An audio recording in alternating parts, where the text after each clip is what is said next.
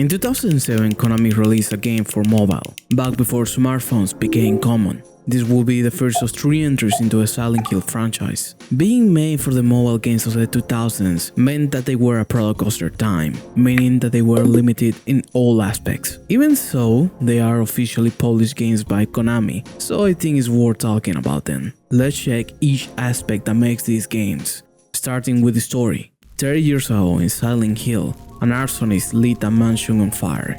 A father and a mother died that night. There was only one survivor, a girl named Karen. Karen was then sent to an orphanage. While in her stay, she would be the victim of abuse carried by the kids and the staff. However, she had one solace. She could hear and talk with her dead sister, Alessa, who had died years ago. This is a different Alessa from the one in the first game. Alessa gave her sister one proposition: to run away together from everything that's bad.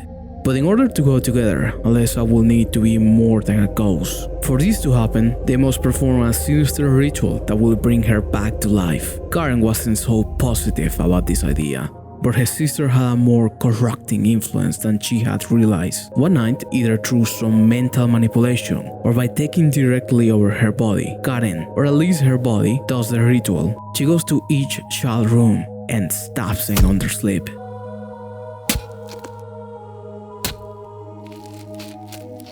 In total, 9 of them die, but they miscalculated. Not every child was on their beds. Unable to complete the ritual, Alessa's soul is trapped and her present disappears. The game is set 30 years after this.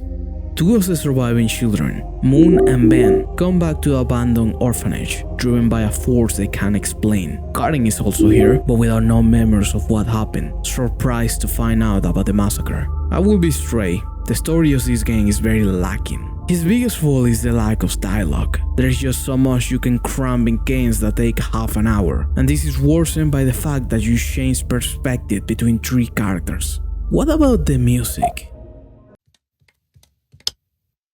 There's nothing.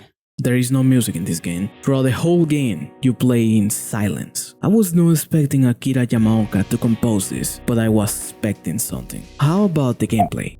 Have you seen these old phones? Playing on these things is very clunky. I had no idea how people type on these things. The action is very subpar, but to be fair, you don't play Silent Hill games for that. The most annoying part is the process of moving. You must point to each door or hallway you want to go to, but this process takes so long. In practice, this means that you spend most of your time positioning the cursor. This is especially jarring when you have to backtrack. As for the puzzles, they are so simple, they feel like those book games they give toddlers at restaurants.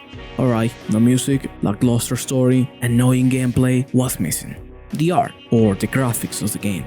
This is the slightly redeeming part of these games. At the time, no doubt these static images may be seen too limited, but today these detailed backgrounds have some disturbing appeal to them. But that appeal ends when it comes to monster design. The monsters in here like any of what you would expect from the Silent Hill franchise. They have no meaning behind them, and those who do are very blunt. Then again, given what I had seen some fans do about a guy with a geometry shape as a head, maybe it's better for the monster to remain bland.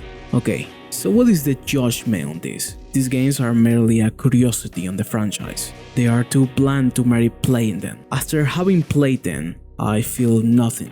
No joy, no anger. They are unbelievable, forgetful experiences. So about the same quality as Downpour. If you like the video, please consider subscribing and supporting the channel by making a donation to my Ko-Fi.